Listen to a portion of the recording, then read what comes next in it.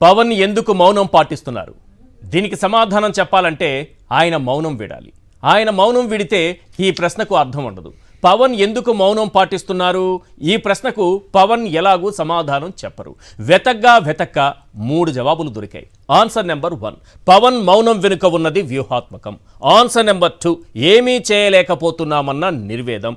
Answer number 3, తన వారికి మేలు జరిగితే అంతే చాలన్న స్వలాభం.